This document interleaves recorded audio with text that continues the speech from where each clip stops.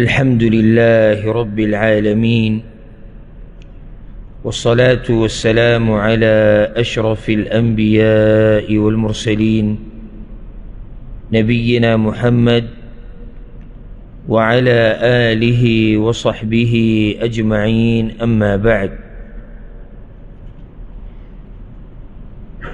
دا تفسير او دا ترجمي دي مبارکو درسونو کې من اتم سپاره کې د سورة الانعام یو نیم سل آیت پورې خبره کړې وه، یو سل پنځوستم آیت پورې خبره شوې وه. موضوع د دې سورت بار بار موږ دا خبره کړې وه چې هغه د مشرکانو حال بیانول او د هغوی یو شرک دا و. آخري خبره دې باره کې روانه چې هغوی به د خپلې مرضۍ مطابق یو شی حلالو، د خپلې مرضۍ مطابق به یو شی حرامو. دې ته به نه کتو چې آیا دا الله حرام کړی دی که نه دی، او دا خو حلال دی موږ ته ولې حرام وایو، او دا خو حرام دی ولې حلالو. نه، د خپلې مرضۍ مطابق لګیو. اوس دې روانو آیتونو کې الله رب العزت هغه څه ذکر کوي چې هغه یقیني حرام کړی شوي دي. لس وصیتونه د الله رب العزت د طرف نه، لس وصیتونه، او په دې باندې الحمدلله زما یو تفصیلي بیان هم شته مستقل د الله د طرف نه. لس وصیتونه هغه په دې آیت کې ذکر دی، هغه په دې روان درې آیتونو کې الله رب العزت لس وصیتونه ټولو ته کړي دي، او په دې کې هغه څه ذکر کړي دي چې هغه یقیني حرام دي. یعنې مخکې خو تیر شو چې مشرکانو به د خپلې مرضۍ مطابق څیزونه حرامول. اوس الله وایي نه، دا چې کوم ذکر کېږي دا الله رب العزت حرام کړي دي. نو دا آیتونه ډېر په توجه سره واورئ، ډېر اهم وصیتونه د الله د طرف نه کېږي. أعوذ بالله من الشيطان الرجيم، بسم الله الرحمن الرحيم. قل تعالوا أتل ما حرم ربكم عليكم. توایا راشي چې ولولم هغه څه چې حرام کړي دي رب ستا په تاسو. دا اوس یقیني حرام دي. ولې یقیني حرام دي؟ الله حرام کړي دي. نو هغو رب دی، دین د هغه دی، اختیار د هغه دی. هغه یو شی حراموي، څوک دې تپوس نشي کولی که هغه حلالوي، څوک دې تپوس نشي کولی. ورسره دا یاده کړي چې الله رب العزت چې کله یو شی حراموي یا یې حلالوي به یې کې حکمتونه وي، هغه خبره د حکمت نه خالی نه وي. اوس موږ سره ټیم نشته او په دې د دې صورت په تفسیر کې ما بعض ځایونو کې تاسو ته ذکر کړي چې الله رب العزت چې څه حرام کړي دي هغې کې زموږ دپاره نقصان دی، یا دیني یا دنیوي. ځکه الله به موږ حرام کړي دي. لکه اوس ګوره الله رب العزت زموږ د عقل خیال ساتلی دی، په موږ نشه حرام کړي ده. هر نشه ورکوونکی شی اوس انسان تپوس کوي چې ولې پلانی شی، ولې پلانی شی، ولې پلانی شی. صحیح د خواهشات هم غواړي، نفس یې غواړي، معاشره کې بېدیني ډېرې شي، معاشره یې غواړي. ولې الله دا نشه به موږ حراموله؟ الله ته پکې څه فایده شته؟ فایده ما او تا ته دی چې کله ما او تا د نشې نه ځان وساتو، چې زما او ستا عقل وساتلی شي. ګوره الله رب العزت دا څومره معاملې چې حرامې دي او ناروا دي، دی ولې ناروا کړي دي؟ په دې کې زما سره او ستا سره ظلم او زیاتۍ کېږي چې زموږ د مالونو حفاظت وشي. د هغې د لاسې دا بعض معاملات، بعض بیې هغې به موږ ناروا کړي دي. اوس الله وایي سود مه خورئ. نو الله ته پکې څه فایده ده؟ که موږ سود ونه کړو الله ته څه فایده شته؟ او که ما او تا سود وخورو ویې کړو څه نقصان الله ته شته؟ هېڅ نقصان نشته. خو په دې سود کولو کې زما او ستا مال ته نقصان دی. زما او تا سره زیاتۍ کېږي، یا ته ما سره زیاتۍ کوې یا زه تا سره زیاتۍ کوم. سود خو ماسې یو مثال ذکر کو که تاسو هر قسمه بیه راوالی پای کې یا زما نقصان یا به ستا نقصان نو دا ولې ځکه چې الله زموږ د مال حفاظت کوي ښه الله په موږ زنا حرام کړې ده بیا زنا ته چې څومره لارې موږ بوځي فحاشي هغه الله په موږ بند کړي دي ولې چې زموږ د عزتونو او زموږ د نسلونو او د نسبونو خیال وساتلی شي دغه شان الله رب العزت شرک حرام کړی کوډې منترې جادو چې سره دې سره تعلق ساتي هغه ټولې حرام کړي ولې چې زما او ستا دین ګډوډ نه شي چې د دین خیال وساتلی شي مقصد د خبرې هغه دا دی چې رب العالمین چې یو شی حرام کړي به یې کې ډېر حکمتونه او چې یو کار او یو شیز حلال کړي به یې کې ډېر حکمتونه د الله کار د حکمت نه خالی نه دی او د الله سره خایم ده چې د هغه کار دی د حکمت نه خالی نه وي اوس وګوره په دې انسانانو کې چې هوښیاري او پوهه ورسره نو خلک وی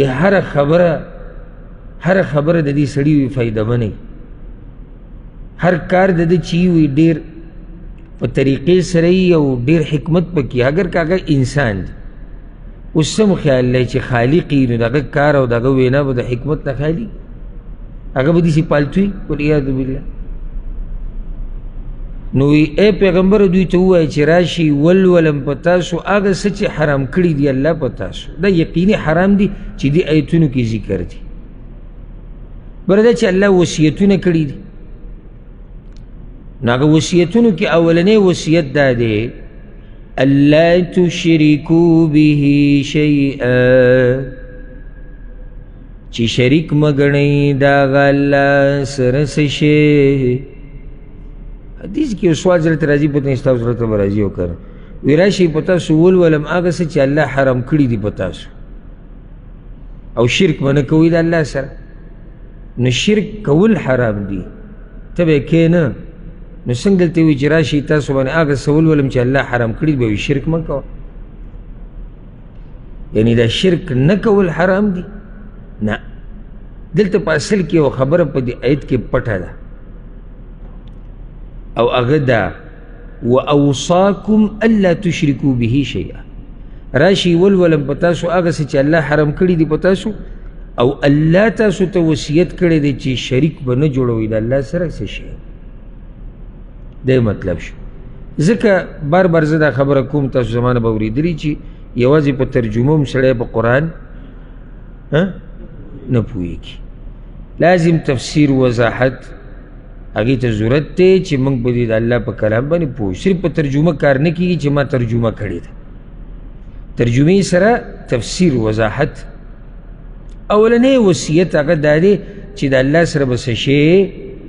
هغه نه شریک دا حدیثونه دا ایتونه عفوا دا ایتونه چې کوم دي دا درې دا 151 250 350 دي کې د لس وصیتونه دي عبدالله بن مسعود رضی الله عنه به وی که څوک دا غواړي چې د رسول صلی الله علیه وسلم هغه وصیت ولولي چې په هغې باندې رسول صلی الله خپل مهر لګولی دی تاسو یې لوستل غواړئ که نه یعنې چې اوس تا ته څوک وایي چې دا د الله د پیغمبر د طرف نه وصیت او نصیحت دی او په دې د هغه مهر هم دی مهر دې دپاره چې یقیني دا د هغه خبرې ته به څومره په شوق کې په جذبه کې چې زه دا وصیت ولولم نو که څوک هغه وصیت لوستل غواړي نو دا درې ایتونه دي وایي دا د رسول صلی الله علیه وسلم وصیت دی چې د الله وصیت دی خو د رسول صلی الله علیه وسلم وصیت او عباده بن صامت رضی الله عنه روایت دی په هغې کې دا دي وی رسول صلی الله علیه وسلم به دا خبره کوله چې کله به بیعت کو وی ایکم یبایعنی علی 3 تاسو کې به څوک ما سره په 3 خبرو بیعت وکړي ثم تلا رسول الله صلی الله علیه وسلم قل تعالوا اتلوا ما حرم ربکم بیا دا ایتونه ولوستو چې په دې خبرو به ما سره څوک بیعت وکړي نو رسول الله وسلم به دا ایتونه د بیعت په وخت کې لوستل یعنی چې بیعت کې نو دا به ورته وایي چې ګوره د دې خبرو به خیال ساتي دا چې دې ایت کې بیان شوي دي او په دې وصیتونو به عمل کې دا چې کوم الله ذکر کړي دي نو دا ډېر اهم او بنیادي وصیتونه دي د الله رب العزت ته طرف نه. اولنی وصیت څه دی؟ الله تشرکو به شیئا، د الله سره به څه شی یاد که دا خبر یې څه شی او د الله نه علاوه چې څه دي دا په دې څه شي کې دننه دي. دا نه چې ته راشې ته دا وایې چې یاره شرک خو بعض وایي شرک څه ته وایي؟ شرک دې ته وایي چې ته بت ته سجده ولګې او وایه قبر ته نه قبر خو چونکې چنانچه بیا به دا قصه شروع شي چونکې چنانچه اخو جی جو بزرگانم دی او اخو جو رسیدلیم دی او اخو جو شهیدان دی او اخو جو اگه دا دی او دا دی نو دا عجیبه شوه که اندو بود تا سجده لگئی نو منگا واویلا کو چگی وو چه دا اللہ سر بود سکو شریک کو او دا چیزان تا مسلمان وی او قبر تا سجده لگئی پا دی ولی ستا طبیعت نه خرابېږي یو شی دی هغه بوت ته سجده لګوي دی د خاورو ډېري ته سجده لګوي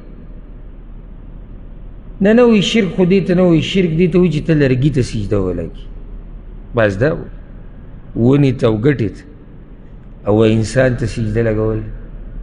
دې باره کې څه نه اخو جو داسې دي که نه چې دا اصل کې ډېر غټ خلک دي او دا شهیدان دي او دا خونزادګان دي او د دوی برکت او د دوی دا او د دوی دغه ده ته وایه دا کومې قیسې چې ته کوې که نه دقه قیسې هم دقه شان دا هندوان هم کوي هغه وایي دا بوت چې کوم دی دا د پلاني په صورت کې موږ جوړ کړی دی او هغه داسې نیک سړی و او هغه دا و لازم دا قصه تا دا نه وي چې دا بدعمله سړی و هغه هم داستان بیانوي لکه څنګه چې دا یار داستان بیانوي او یو شی پکې څه دی په دې دواړو داستانونو کې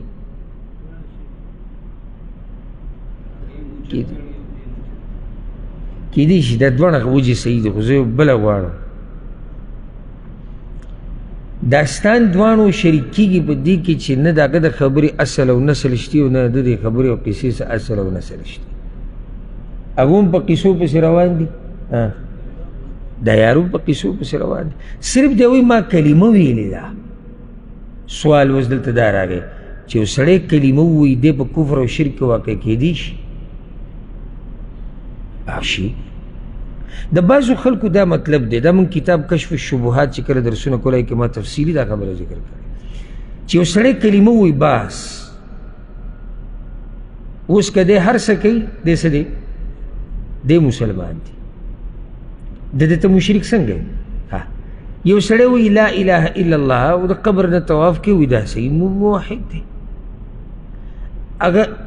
هندو او کافر کې فرق دا دی چې هغه صرف کلمه نه دی ویلي نور کار د دواړو یو شان دی نو دی بیا څنګه په اسلام کې او په توحید کې پاتې شو دی په شرک کې اخته دی پوه شوي که نه چې بلکل مونځ نه کوي بلکل په ده څه حکم دی دا مسله چې تاسو نه اورېدلې چېرته تاسو خو بلکل لږ هغه اتنا ته شاته لاړو موږ چې بلکل مونځ نه کوي د څه حکم دی نه په لنډه پښتو کې چې سړی بلکل مونځ نه کوي کافر شو اسلام نه ووت موږ بلکل شاته لاړو کې څو هغه اولنو مسلو له خو دی خو کلمه وایي دله دا کلمه فایده نه ورکوي ولې ځکه چې د کلمې یو تقاضه دا و چې د مونځ کړی واده ونه کړو هسې دا مې صرف یو مثال ذکر کړو په دې چې یو سړی سره د کلمې په کفر او شرک کې واقع کېدی شي نو دا خبره کول چې نه جي شرک دې ته وایي چې ته بوتانو ته سجدې لګوې او ته ونې ته او ګټې ته لګوې انسانانو ته لګوه بیا څه خبره نه ده قبر ته لګوه څه خبره نه ده پیر ته او بابا ته لګوه څه خبره نه ده بل مې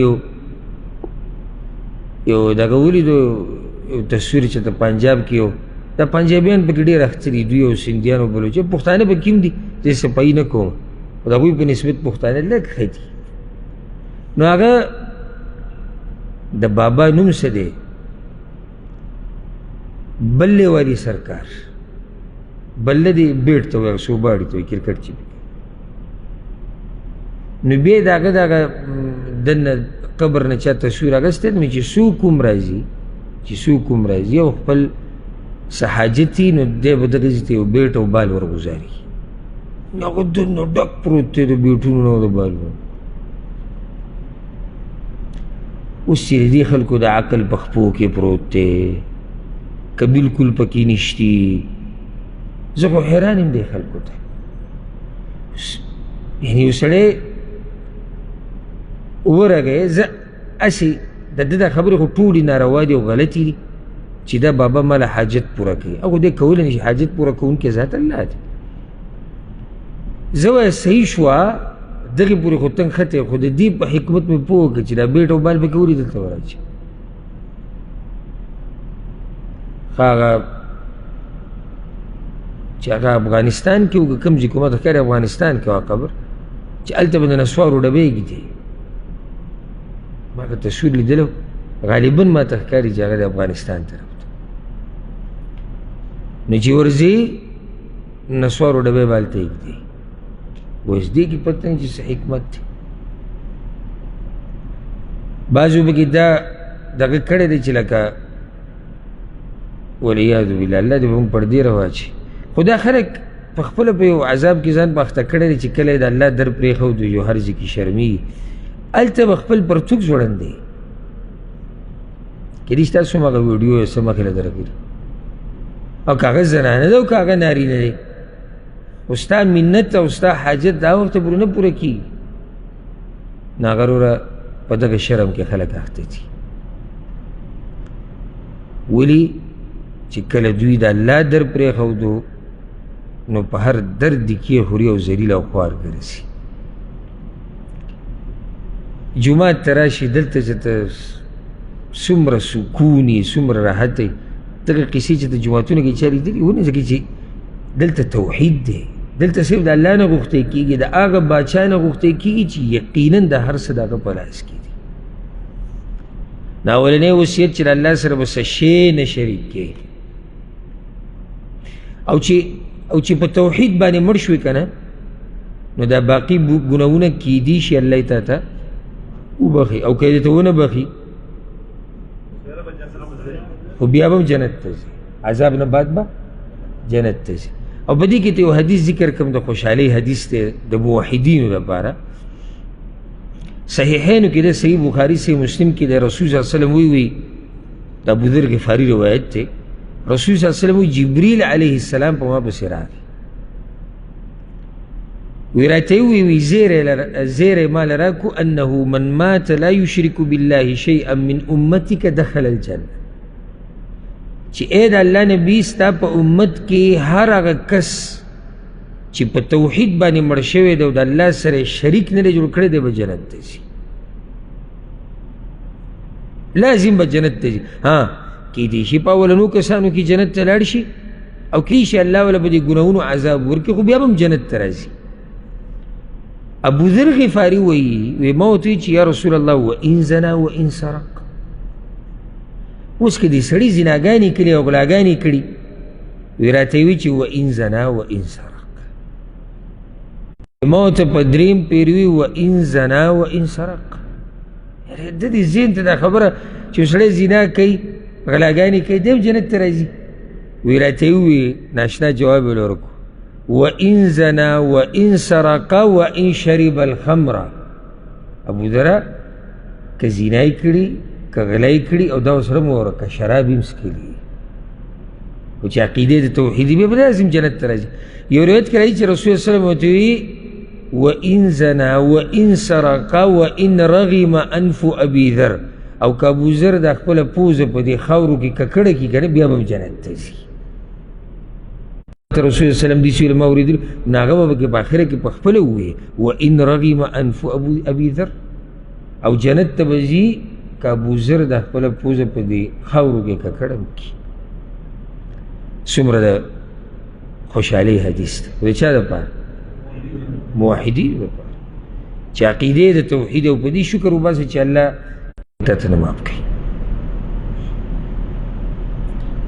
ډېر څه به درته معاف کړي خو دا نه. دا قرآن کې الله ښه صفا ویلي ان الله لا یغفر ان یشرک به. او هغه حدیث به تاسو اورېدلی او یاد به امام ترمذي راوړی دی. رسول صلی الله علیه وسلم وی الله او دا هم د ابوذر غفاري رضی الله عنه روایت دی. وی ای د آدم بچیه، ډېر د امیدونو حدیث دی. ای د آدم بچیه انک ما دعوتنی ورجوتنی فانی اغفر لك على ما كان منك ولا ابالي. ای د آدم بچیه ته چې ما نه دعاګانې غواړي او زما نه امیدونه ساتې نو زه دې بخمه که هر څه دې کړي وي هېڅ پروا مې نشتي. ولو اتیتنی بقراب الارض خطیئه یا بقراب الارض خطیئه، که تا دومره ګناهونه د قیامت په ورځ راوړو لکه دا ځمکه چې ډکه کړي د دې په اندازه، اتیتک بقرابها مغفره. زه به الوالدین احسانا او د مور او پلار سره نیکي کوئ. دې باره کې خو نږدې ورځو کې ما تفصیلي خبره کړې د مؤمن بندې خویونه چې موږ بیانول. ګوره دا پکې هغه یو ځای دی بس، یعنې قرآن کې داسې ډېر ځایونه دي چې الله رب عزت په خپل حق پسې مور پلار حق ذکر کوي. ما د دې وجه ذکر کړی و چې ولې الله په حق پسې مور پلار حق دی. آدم علیه السلام په شان پیدا کړی او کوي چې د پلار نه منو نو بیا به سوال چې عیسی علیه السلام په شان پیدا کړی بغیر پلار. زما او ستا وجود په دې دنیا کې د الله نه بعد په دې کې د پلار او د مور کردار دی. نو څومره سپک به هغه سړی چې د هغه چا حق نه پیژني او هغه چا سره ظلم او زیاتې کوي چې څوک د ده په دې دنیا کې د وجود سبب دی او بیا دی غټ شي او دی بیا هغوی ته خبرې کوي او د هغوی په مخ کې سینه ټپوي او هغوی باندې چغې وایي چې د چا د لاسه چې الله رب العزت دا پیدا کړی دی. که دا مور پلار یو ځای شوی نه وی ته پیدا شوی هغوی وجه ده. بیا څومره دې ورځ کې به موږ خبره کړې د مور پلار سره به ښه کړي. ولا تقتلوا أولادكم من إملاق او موجنی بچی خپل د وجې د لوږې نه. دا کار حرام کړی دی، دا اوس وصیت دی او دا کار حرام کړی دی چې بچی به د لوږې نه. املاق لوږې ته وایي او فقر ته وایي، فقر غریبۍ ته. عبدالله ابن عباس وی من املاق وی هو الفقر، املاق مطلب غریبی. غریبی د لاسه بچی مه وژنه. دا جاهلیت په زمانه کې دا خوی ډېر زیات و چې هغوی به بچی وژل د غریبۍ د لاسه. من املاق څه وایي ګوره الله نحن نرزقکم وإیاهم، موږ رزق درکوو تاسو ته او هغوی ته. موږ ټول رزق ورکوو، دې بچو له به هم الله وایي موږ ورکوو. ته څه رزق ورکوونکی خو نه یې. ګوره سورت بني اسرائیل کې هلته هم دا خبره خو هلته داسې ده ولا تقتلوا اولادکم خشیة املاق، دلته وایي من املاق، د غریبۍ د لاسه یې مه وژنه. او هلته لکه فا لام میم نون یا واو چې دا په یو کسي کې زیاتېږي که نه د دې د زیاتېدو بس ووجئ. دلته وایي مې وجنه د غریبۍ د لاسه، هلته وایي مې وجنه د غریبۍ نه د یریدو د لاسه. فرق څه شو؟ فرق دا دی سړی وایي چې دواړه یو شان خبرې دي. نه یو شان نه دي. دلته دا سړی غریب دی، دا سړی څه دی؟ غریب دی، نو دی یری. هلته هغه سړی مالی حالات برابر دي خو وایي که دا بچی راشي او د ده لاسه غریب شم. پوه شوئ که نه؟ نو دلته یې څه ووایي نحنو نرزقکم وایاهم، موږ تاسو له رزق درکوو هغوی له هم ورکوو. نو اوس یو سړی غریب دی او یریږي چې یاره دا بچی دا خو به زما غربت ښه ډېر شي، نو الله وایي زه خو رزق تا له هم درکوم چې هغه له به هم ورکوم. که هلته څه وایي چې د غریبۍ د یری د لاسه مه وجنه فی الحال خو ستا حالات ښه دي که نه خو ته یریږي چې زه به غریب شم نن سبا خلک دې نه م یریږي زه به غریب شم نه هلته الله څه ویلي دي نحن نرزقهم و ایاکم موږ هغوی له رزق ورکوو او تاسو له هم درکوو هلته یې بچي مخکې کړي دي معنه دا ده چې مه یېرېږه غریب کېږه به نه د هغوی رزق الله وي زما په ذمه دی لکه څنګه چې تاسو له درکو نو بچي وجل خو یو دغه معروف طریقه ده چې سړی راولګي او بچی یې مړ کړي په مرۍ وله زور کړي یا څه خوراک کې وله څه شی ورکړي یا ویې ولي یو خو دا طریقه معروفه ده دغه شان د بچي وجل د مور په خېټه کې دا هم ناروا دي چې کله هغه کیسه واچولی شي او پوره یو انسان شي او هغه د هغه بیا د هغې نه بعد وجل والعیاذ بالله دې کې دننه یو بله مسله راځي هغې ته علما وایي پټ قتل د بچو الوعد الخفي پټ قتل او پټ قتل څه دی چې یو سړی د همیشه دپاره بچي بند کړي دا هم قتل نه دی څنګه قتل دی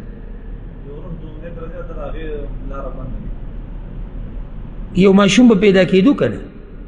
که الله په نصیب کې لیکلي ماشوم به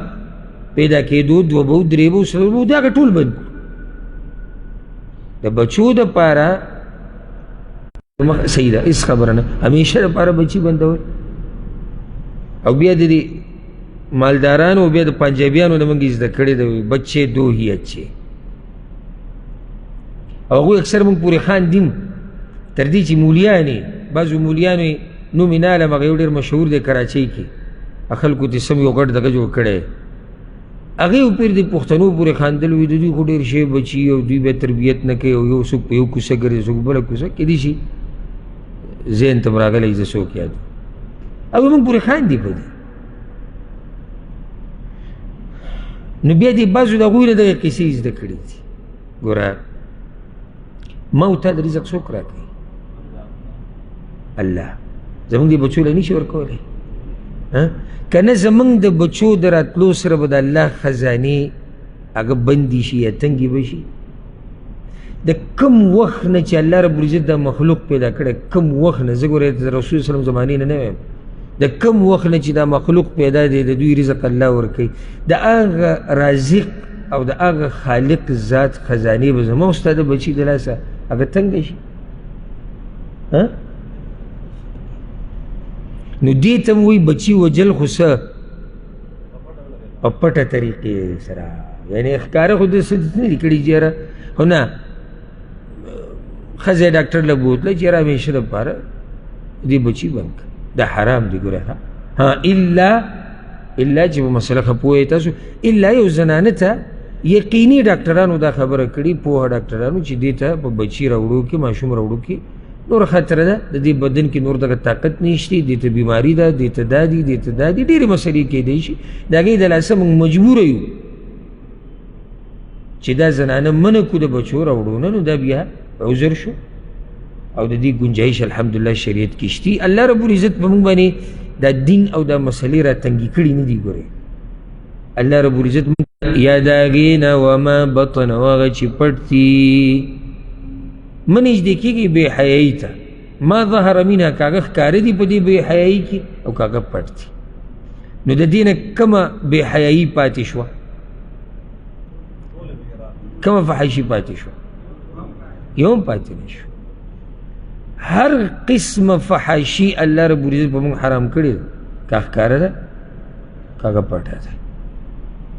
دا ښکاره او پټې چې پکې ووي نو بعض فحاشیانې دي چې خلک یې ښکاره کوي او بعض هغه دي چې هغه خلک په پټه کوي او په دې کې ډېر خلک اخته دي نو څه وایي من اجل ذلك حرم الفواحش غیرتي ذات دی نو ځکه خو هر قسمه فحاشي حرام کړې ده پوه نه شوئ زه به مثال درکړم په مخلوقاتو کې ولله المثل الاعلی الله اوچت مثال ده په دې مخلوقاتو کې چې کوم غیرتي سړی او الله دې په موږ پر دې روا چې الله دې موږ په حال رحم وکړي دا غیرت ایمانی غیرت، د سړیتوب غیرت، د پښتو غیرت دا په کمیدو دی، په ترقی نه دی. چې یو سړی غیرتي، تاسو زه سوال کو دی فحاشي خوښوي؟ غیرتی سړی دی نو بیا الله خو الله دی،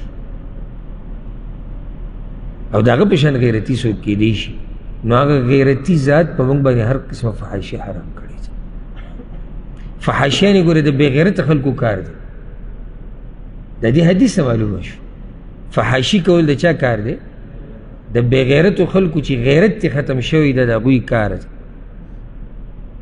ګوره نه په دې زناورو کې بعض بې غیرته دي، لکه خنزیر ته وګوره، بعض نور داسې. نو خلک هسې طبیعي د دغو نه کرکه کوي،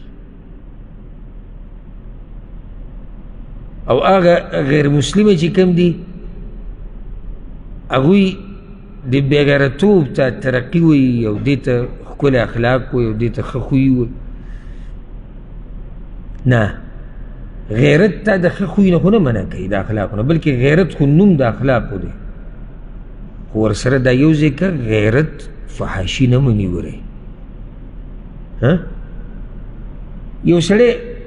تاسو ما ته هغه سړی غیرتي یادوئ چې د هغه بچي د هغه په مخ کې فحاشیانې کوي او دی ورته څه نه وایي، دا تاسو غیرتي بولئ؟ څه شی دی؟ بې غیرت سره د احترامه چې خفه نه شي، لکه چې غیرت ختم شوی دی د داسې سړي نه. نو الله دې زمونږ دا غیرتونه به مونږ کې ساتي، او الله دې نه ختموي، او الله دې نه کموي، خصوصا ایمانی غیرتونه. نو دا د الله غیرت دی چې څه، چې هر قسم فحاشي ښکاره پټه حرام کړي. ولا تقتلوا النفس التي حرم الله إلا بالحق، او موجنی نفس هغه چې حرام کړی دی الله مگر په حق سره. موجنی یو نفس چې الله حرام کړی دی وجل د دغه نفس مگر په حق سره. ښه په دې تفصیلي ځان له بیانونه شوي، او ما تاسو ته ووایي که څوک په دې ایتونو ځان ښه پوه کول غواړي نو الحمدلله هغه بیانونه شتي، په انټرنیټ باندې میلاویږي. لس وصیتونه که په دې نوم تاسو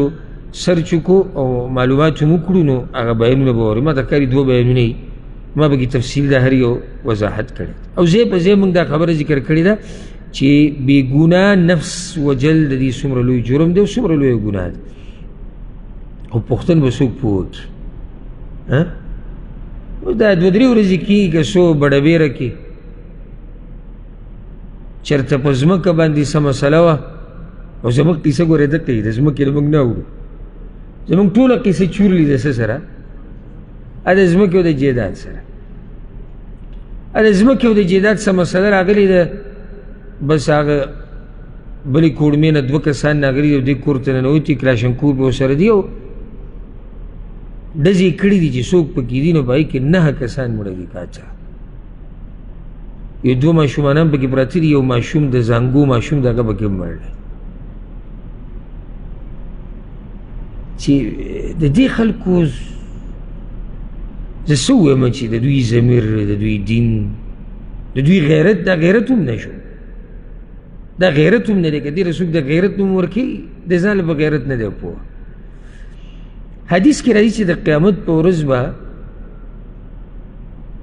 دغه قاتل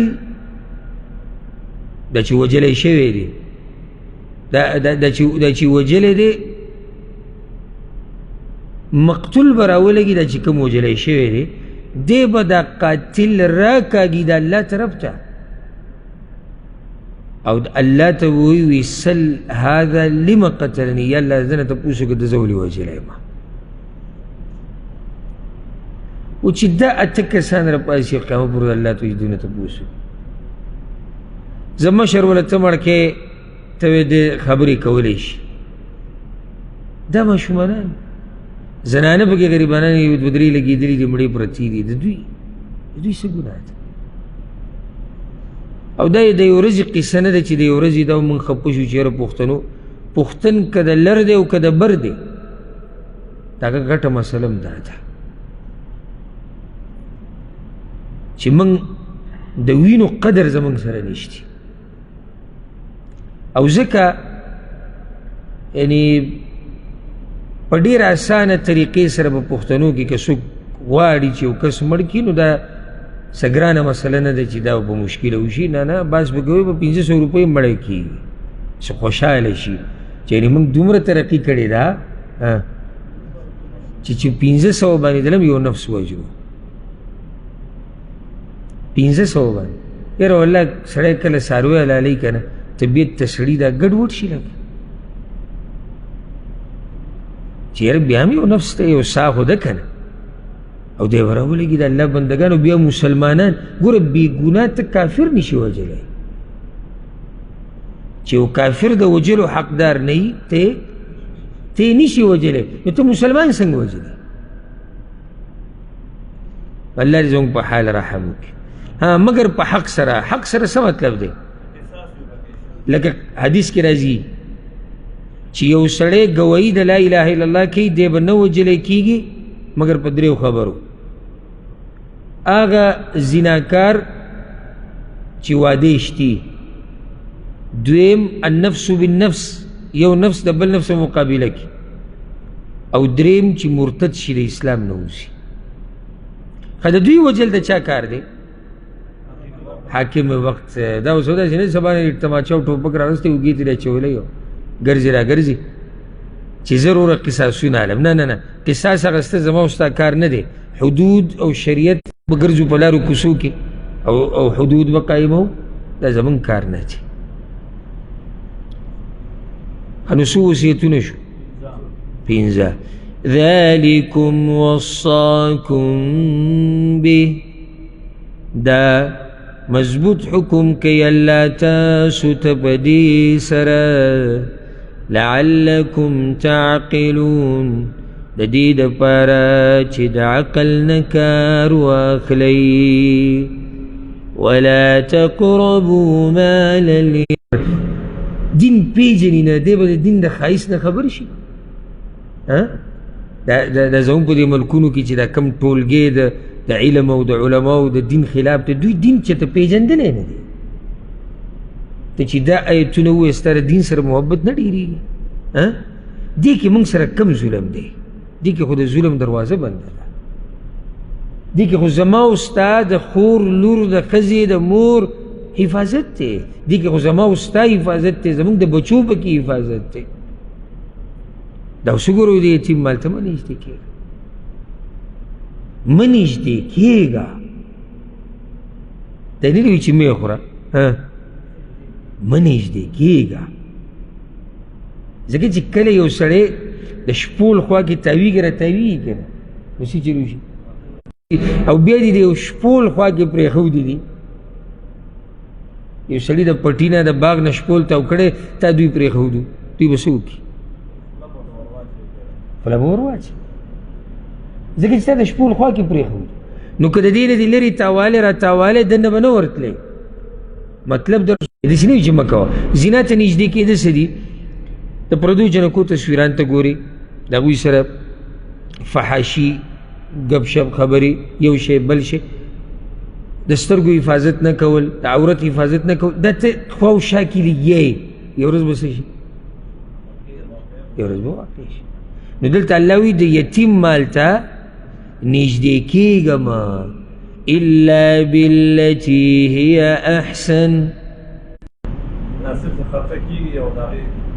ښایسته طریقې سره چې د هغه دا مال لګې د هغه د فایدې دپاره او ډېرې تجارتونه پې کوي چې د دا مال ډېر شي دا ښایسته طریقې ته نږدې کېدی شي او که دې نه سړی خپل حق علي د عرف مطابق هم ترې اخیستی شي خو سورة النساء کې الله وایي که یو سړی مالداره دی یونادي دي که یو سړی غریب دی او علي تي نو بیا والي خو د عرف مطابق